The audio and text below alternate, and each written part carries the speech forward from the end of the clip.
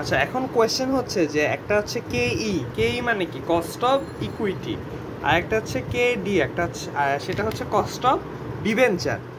So cost of equity বা cost of debenture বা এটা কস্ট অফ লোনও বলা যেতে পারে। এই দুটো জিনিস আসলে কি, যে আমি যদি শেয়ার ইস্যু করি অর্থাৎ ইকুইটি ইস্যু করি, আমার শেয়ার হোল্ডারদেরকে একটা ডিভিডেন্ড দিতে হবে, একটা রিটার্ন দিতে হবে। হ্যাঁ, তো অর্থাৎ আমি যে ক্যাপিটালটা ইস্যু করলাম, ইকুইটিটা ইস্যু করলাম, সেটার পিছনে একটা কস্ট আছে। সেই কস্টটা কি? ডিভিডেন্ড দিতে হবে সেটা। সেইমভাবে আমি যদি কস্ট অফ ডিবেঞ্চার অর্থাৎ ডিবেঞ্চার যদি ইস্যু করি বা যদি লোন নেই, তাহলে আমার কস্টটা কি? তাহলে কস্ট হচ্ছে সেই ডিবেঞ্চার বা আমাকে লোন যারা দিচ্ছে তাদেরকে একটা ইন্টারেস্ট ফিক্সড রেটে দিতে হবে, এটা আমার কস্ট। অর্থাৎ আমি যদি ইকুইটি নেই তাহলে আমার একটা কস্ট আছে, কস্ট অফ ইকুইটি। আমি যদি লোন বা ডিবেঞ্চার নেই তাহলে আমার একটা কস্ট আছে, সেটা হচ্ছে কস্ট অফ ডিবেঞ্চার। এখন এ ওয়ার্ল্ড উইথাউট ট্যাক্স নাই, এমন একটা ওয়ার্ল্ডে কে ই বেশি নাকি কে ডি বেশি? আমরা একটু চিন্তা করি তো, কে ই বেশি নাকি কে ডি বেশি? মানে কস্ট অফ ইকুইটি বেশি নাকি কস্ট অফ ডিবেঞ্চার বেশি হয়? সো মনে হইতে পারে যে আচ্ছা ডিবেঞ্চার নিলে তো আমার একটা ট্যাক্স বেনিফিট থাকে। হ্যাঁ, ডিবেঞ্চার বলতে এখানে লোন বা লিভারেজ। আমি যদি লোন নিই আমার তো একটা ইন্টারেস্ট দিতে হয়। সো এই ইন্টারেস্টটা বাদ দেওয়ার পর যে আর্নিংস থাকে সেখান থেকে আমরা ট্যাক্স দিই, রাইট? অর্থাৎ যদি 15% ট্যাক্স হয়, 100 টাকা যদি আমার আর্নিংস হয়, 100 টাকার ট্যাক্স 15 টাকা দিতে হবে। বাট 100 যদি ইন্টারেস্ট থাকে আমার, হ্যাঁ, আমার যদি লোন নেওয়া থাকে কোম্পানিতে, তাহলে আমার আর্নিং যদি হয় 100 টাকা, সেখান থেকে আগে ইন্টারেস্টটা বাদ দিতে হবে কথা 10 টাকা, 90 টাকা। এই 90 টাকার উপর 15% ট্যাক্স দিতে হবে। অর্থাৎ ইন্টারেস্ট নিলে, অর্থাৎ কোম্পানি যদি লোন নেয় তাহলে সে একটা ট্যাক্স বেনিফিট পায়। হ্যাঁ, 100 টাকার 15% চেয়ে 90 টাকার 15% তো কম অবশ্যই। তো এই জন্য মনে হইতে পারে যে আচ্ছা কেডি তো কম, কিন্তু আমি বলতেছি এই কাহিনী চলবে না, ওয়ার্ল্ডে ট্যাক্স নাই। তখন কি হবে? ওয়ার্ল্ডে যদি ট্যাক্স না থাকে তখন শেয়ার ইস্যু করার কস্টটা বেশি হয় নাকি লোন নেওয়ার কস্টটা বেশি হয়? উত্তর হচ্ছে শেয়ার ইস্যু করার কস্ট আসলে বেশি। কোয়েশ্চেন হচ্ছে যে কেন? কারণ কস্ট অফ ডিবেঞ্চার বা লোন, এই ইন্টারেস্ট যেটা থাকে না, এই ইন্টারেস্টটা হচ্ছে সবসময় ফিক্সড থাকে। কিন্তু এই কস্ট অফ ইকুইটিটা সবসময় ফিক্সড থাকে না, এটা আপ ডাউন করতে পারে। সো আমার রিটার্ন বা আমার রিস্ক যদি বেশি হয়, আমার কেইও ওই রিস্ক ফিল করার কারণে বেড়ে যেতে পারে। হ্যাঁ, অথবা এই কেই যেহেতু আপ ডাউন করে, এটা যেহেতু ফিক্সড না এবং এটা যেহেতু আপ ডাউন করে, হ্যাঁ, এবং রিস্ক যদি বেশি নেয় কোম্পানির শেয়ার হোল্ডাররা বেশি ডিভিডেন্ড প্রত্যাশা করে এবং এটা বেড়ে যেতে পারে বা হঠাৎ কমেও যেতে পারে। এই যে ভেরিয়েবিলিটি, এইটার কারণে আমরা বলতেছি ভাই এইটার কস্টটা আসলে এই কস্ট অফ ডিবেঞ্চারের চেয়ে বেশি। সো অ্যাজ এ কোম্পানি এখন যদি আমি দেখি যে আমার এই মুহূর্তে টাকা লাগবে, আমি দেখতেছি আমি যদি শেয়ার ইস্যু করি তাহলে আমার কস্ট অফ ইকুইটি 10%, আমি যদি ডিবেঞ্চার বা লোন নেই তাহলে আমার কস্ট অফ ডিবেঞ্চার বা কস্ট অফ লিভারেজ হচ্ছে 8%।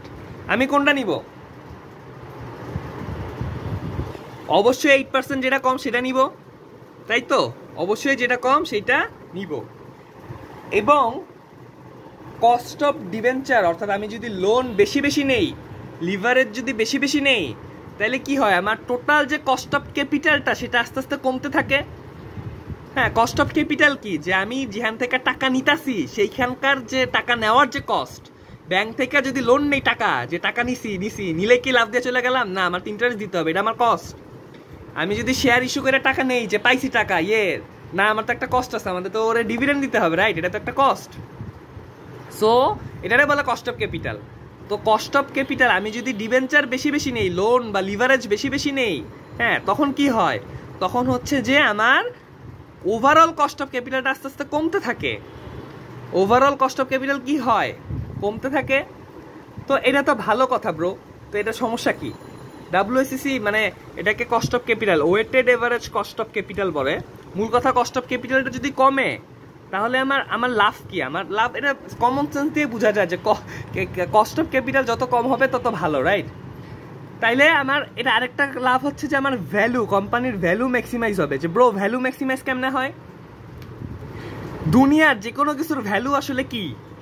দুনিয়ার যে কোনো অ্যাসেটের ভ্যালু হচ্ছে আমি ওই অ্যাসেটের লাইফ টাইম থেকে যত ক্যাশ ইনফ্লো পাবো, যত ক্যাশ ইনফ্লো পাবো সেইটার আজকের যে প্রেজেন্ট ভ্যালু সেইটা হচ্ছে আমার ওই অ্যাসেটটার ভ্যালু। আমি হয়তো একটা মেশিন কিনছি 3 লক্ষ টাকা দিয়া, এটা 3 লক্ষ টাকা দিয়ে মেশিনটা কিনছি, ঠিক আছে, বাট আমি বলতে পারি এই মেশিনটার ফেয়ার ভ্যালু 13 লক্ষ টাকা। কেন? কারণ আমি জানি এই মেশিন থেকে ভবিষ্যতে আমি যে প্রোডাক্টগুলো প্রডিউস করব সেগুলা মার্কেটে লাইফ টাইমে বিক্রি করার পর যত সেলস হবে 10 বছর 12 বছরে, সকল সেলস ভ্যালুকে যদি প্রেজেন্ট ভ্যালুতে নিয়ে আসি তাইলে তার ভ্যালু দ্বারা 13 লক্ষ, অর্থাৎ একটা অ্যাসেটের ক্রয় মূল্যই তার ভ্যালু না। ওই একটা অ্যাসেট থেকে আমি ফিউচারে যত ক্যাশ ইনফ্লো পাবো সেটার প্রেজেন্ট ভ্যালু হচ্ছে তার ভ্যালু। সো আমি যদি কোনো জায়গায় ইনভেস্ট করি আমি তো একটা ক্যাশ ইনফ্লো পাবো, রাইট? হয়তো ইবিআইটি পাবো ধরে নিই সহজ হিসাবে, হ্যাঁ, ট্যাক্স থাকলে ট্যাক্সটা অ্যাডজাস্ট হবে, ট্যাক্স না থাকলে নাই। ইবিআইটির সাথে ট্যাক্স অ্যাডজাস্ট কেমনে করে? 1 - TC দিয়ে ট্যাক্স অ্যাডজাস্ট করে, আর যদি ট্যাক্স না থাকে তো নাই। সো আমি যদি লিখি যে ইবিআইটি, একটা কোম্পানি ইবিআইটি বছরের পর বছর সেই EBIT earning before interest and tax পাবে, ওইটারে যদি প্রেজেন্ট ভ্যালু করে নিয়ে আসি ব্রো, তাইলে কি হয়? তাইলেই তো যে ইয়েস, ওইটারে প্রেজেন্ট ভ্যালু যদি করে নিয়ে আসি তাইলেই ওইটা আমার কোম্পানির ভ্যালু। তো প্রেজেন্ট ভ্যালু করার সময় একটা রেট দিয়ে প্রেজেন্ট ভ্যালু করতে হবে। প্রেজেন্ট ভ্যালু কেমনে করে? প্রেজেন্ট ভ্যালু হচ্ছে PV = FV / 1 + I to the power কি n। এটা প্রেজেন্ট ভ্যালুর সূত্র, হ্যাঁ, টাইম ভ্যালু অফ মানি।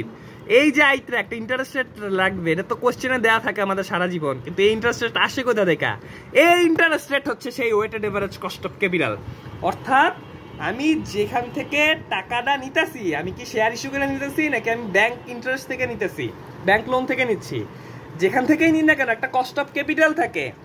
ওই ওয়েটেড এভারেজ কস্ট অফ ক্যাপিটালটাই আমার ক্যাশ ইনফ্লোকে, মানে ক্যাশ ইনফ্লোকে ওটা দিয়ে ভাগ দিতে হয়, ক্যাশ ইনফ্লো / WACC, এটা দিয়ে ভাগ দিলে আমার প্রেজেন্ট ভ্যালু বের হয়, ওইটাই আমার কোম্পানির ভ্যালু।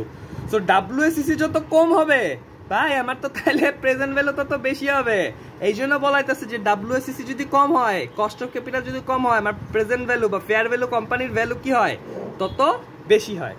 এইসব বাজারের কথা বাদ দিই, মূল কথা কি? মূল কথা হচ্ছে একটা 10%, একটা 8%। তুমি যদি এইখান থেকে তুমি লোন নাও, সরি, এখান থেকে যদি টাকা নাও তাহলে 10% ফেরত দিতে হবে, এই জায়গা দিয়ে যদি টাকা নাও তাহলে 8% ফেরত দিতে হবে। তুমি কোনটা নিবা? অবশ্যই এটা নিবা, যেটা কম সেটাই তো নিবা, কমন সেন্স। আর এত কিছু বলছি যে এটা কম নিলে কি হয় সেটার প্রেক্ষাপটে, এইসব ভুলা যাও, কিচ্ছু লাগবে না। তাহলে আমাদের মূল কথা কি? যে যেটা কম হয় সেটা নিব। তাহলে যেটা কম সেটা নিলে কি হবে? আমার ভ্যালু ম্যাক্সিমাইজ হবে। অর্থাৎ আমি দেখতেছি যে লোন নিলে আমার weighted average cost of capital কম, যাতে ভ্যালু ম্যাক্সিমাইজ হয়। তাই আমি কি করবো? আমি বেশি বেশি লোন নিব। এটাই তো ক্যাপিটাল স্ট্রাকচার, যে আমি যত লিভারেজ নিব আমার কোম্পানির ভ্যালু তত ম্যাক্সিমাইজ হইতেছে, রাইট? এই জায়গায় এমএম সাহেব আসছে উইথ প্রপোজিশন 2 উইথাউট ট্যাক্স, কিন্তু উইথাউট ট্যাক্স না, এরকম একটা সিনারিওতে এমএম তার প্রপোজিশন 2-তে বলছে যে তুমি চিন্তা করতেছো যে কস্ট অফ ডিবেঞ্চার তো কস্ট অফ ইকুইটির চেয়ে কম, তাহলে আমি কেন শেয়ার ইস্যু করে টাকা নিব? আমার টাকা লাগলে আমি লোন নিব, লোন নিয়ে আমি টাকা নিলে আমার তো ওয়েটেড এভারেজ কস্ট অফ ক্যাপিটালটা কমে যাইতেছে। কস্ট অফ ক্যাপিটাল যদি কমে যায় তাহলে আমার কোম্পানির ভ্যালু ম্যাক্সিমাইজ হয়, বাট এমএম এসে বলতেছে না ব্রো, ভ্যালু ম্যাক্সিমাইজ আসলে হয় না, ভ্যালুটা সেম থাকে। এই ভ্যালু অফ লিভারেজ আর ভ্যালু অফ আনলিভার্ড সেম থাকে। এন্ড কোয়েশ্চেন হচ্ছে যে কেমনে সেম থাকে, এটা এখন আলোচনা করি। কথার কথা, এটা হচ্ছে একজন শেয়ার হোল্ডার একটা কোম্পানিতে ইনভেস্ট করছে, এটা হচ্ছে সেই কোম্পানির এখন টাকা লাগবে, কোম্পানির কাছে দুইটা অপশন, একটা আছে সেই শেয়ার হোল্ডারের কাছে আবার যাওয়া শেয়ার, অথবা লোন নেওয়া বা একটা লিভারেজ নেওয়া। আমরা বলতেছি যে কেই হচ্ছে 10% শেয়ারের জন্য, আর কেডি হচ্ছে কি 8%। সো অবশ্যই কি তার লিভারেজ নেওয়া উচিত। তাহলে কোম্পানি যদি টাকা লাগে সে কি করবে? বারবার লোন নিবে, বারবার লিভারেজের দিকে যাবে। কারণ কি? কারণ weighted average cost of capital কমে গিয়ে আমার ভ্যালু ম্যাক্সিমাইজ হবে। বাট যে বেটা শেয়ার কিনা বসা ছিল, এই যে আমি দেখতেছি কি যে কান্ত সারছে, কোম্পানি বেশি বেশি লোন নেওয়া শুরু করছে, তখন আমার মাথায় কি চিন্তা আসবে? আমি প্রথমে চিন্তা করব যে কোম্পানি যখন একটা প্রফিট করবে সে তো আমারে ডিভিডেন্ড দেওয়ার আগে এই বেটারে আগে ইন্টারেস্ট দিবে। সো কোম্পানির প্রফিট যদি বাই চান্স করতে না পারে, কম প্রফিট করে, তাইলেও তো তাকে ইন্টারেস্টটা দিতে হবে। তো এই ইন্টারেস্ট দিতে গিয়ে সে বেটা তো আমার ডিভিডেন্ড দিবেই না, নাও দিতে পারে। হ্যাঁ, তো ব্যাপারটা হচ্ছে কি, তাছাড়া তারা আরো রিস্ক আছে। হ্যাঁ, লিভারেজ নিলে এটা ডিফল্টও তো হয়ে যেতে পারে। মূল কথা, একটা কোম্পানি যখন 10%-এর চেয়ে 8%-এর লোভে বেশি লিভারেজ নেওয়া শুরু করে এবং সে মনে করতেছে আমার overall weighted average cost of capital কমে গিয়ে ভ্যালু ম্যাক্সিমাইজ হইতেছে, এইখানে এমএম সাহেব বলছে যে তোমার এই শেয়ার হোল্ডার চুপচাপ বইসা থাকবে না। সে যখন দেখতেছে যে তুমি লোন নিতেছ মাথা খারাপের মতো, তারও যাইব মেজাজ গরম হইয়া, সে মেজাজ গরম হইয়া বলবো যে আমার রিটার্ন 10% দিলে হইব না, আমি বেশি রিস্ক ফ্রি ফিল করতেছি, so high risk high return, আমি বেশি রিস্ক ফ্রি করতেছি, তোমার রিস্ক ফিল করতেছি। তোমার এই জায়গায় তুমি যেহেতু বেশি লিভারেজ নিছো, আমি যদি তোমার এখানে ইনভেস্ট করি আমার রিটার্ন পাওয়াটা রিস্কি হয়ে যাইতেছে। সো যেহেতু আমি একটা হাই রিস্কি জায়গায় ইনভেস্ট করতেছি, আই নিড হাই রিটার্ন। এই 10%-এর সাথে রিস্ক প্রিমিয়াম একটা অ্যাডজাস্ট করো 2%, কইরা আমার 12% দিতে হবে। অর্থাৎ তুমি যে এই কোম্পানি যে লোভে যে ভাই 10%-এর চেয়ে 8% তো কম, যে লোভে 8%-এ গেছিল তার তো শেয়ার কিছু কেনা ছিল, ইস্যু করা ছিল 10%, ওটা ধাম করে 12% হয়ে যাবে। এবং এই জায়গায় WSCC যেটা কমার কথা ছিল না, এটা কমানোর লোভেই তো এই জায়গায় আসছিলা, কিন্তু এরা তো গেছে বাইরা, এই WSCC আবার কুইমা আগের জায়গায় চলে যাবে বাইরা, এবং ভ্যালু ম্যাক্সিমাইজ হবে না, ভ্যালু আবার আগের জায়গায় চলে যাবে। এবং এইখানেই বলতেছে এমএম আইসা বলতেছে যে ইয়েস, এই জন্য কোম্পানি লিভারেজ নিক বা আনলিভারেজ থাকুক, যাই থাকুক না কেন, তার কস্ট অফ ক্যাপিটাল সেম থাকে এবং তার ভ্যালু আসলে কোনোভাবেই ম্যাক্সিমাইজ করা সম্ভব না। এইটাই হচ্ছে প্রপোজিশন 2 উইথাউট ট্যাক্স। এখন একটা কোয়েশ্চেন আছে, কোয়েশ্চেনটা হচ্ছে এমএম সাহেব কি বলতেছে যে তুমি যদি কেই ছেড়ে কেডিতে যাও তাহলে কেই বেড়ে যাবে। কথার কথা এটা 10% ছিল, এটা 8% ছিল, তুমি 8%-এর লোভে 8% নিছো, তোমার 10% না হয়ে 10% কিন্তু বাইরে হয় 11%, হয় 12%, নাইলে 15% হয়ে যাবে, রাইট? এইখানে এমএম সাহেব বলতেছে যে কেইটা বেড়ে যাবে, একটা নতুন কেই আসবে। জনগণ কোয়েশ্চেন করছে যে কেই তো ছিল 10%, কেই যে বাড়বে তুমি বলতেছো এমএম সাহেব, তুমি যে বলতেছো কেই বাড়বে আমি বুঝছি, এটা হয় 12 হবে, 11 হবে, 15 হবে, কিন্তু স্পেসিফিক্যালি এক্স্যাক্টলি কত হবে সেটা কি বোঝা সম্ভব? এমএম সাহেব বলছে বোঝা সম্ভব। কেমনে বোঝা সম্ভব? সে একটা ফর্মুলা দিচ্ছে। ফর্মুলাটা কি নিয়ে আগে বুঝি।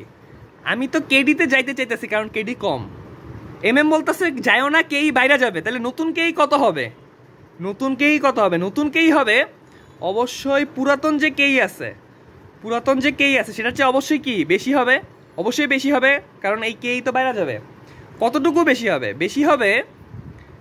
ডেপ্ট ইকুইটি রেশিও, হ্যাঁ, ডেপ্ট যদি হয় 10 টাকা, ইকুইটি হয় 12 টাকা, তাহলে 10/12, এইভাবে ডেট ইকুইটি রেশিও ইন্টু কেই মাইনাস কেডি। এটা কি কেই মাইনাস কেডি কি?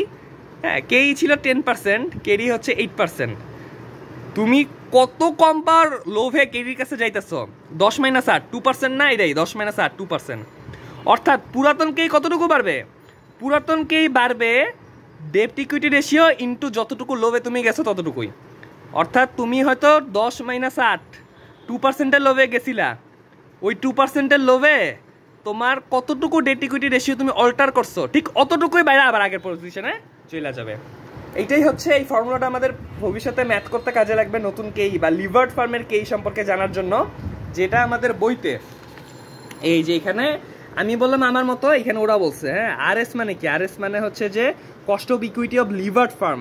হ্যাঁ, এটাকে cost of equity of liver farm বলে, কারণ সে এবার লোন নিচ্ছে, তো লোন নিলে তো তার হচ্ছে তার কস্ট অফ ইকুইটিটা ভিন্ন হবে।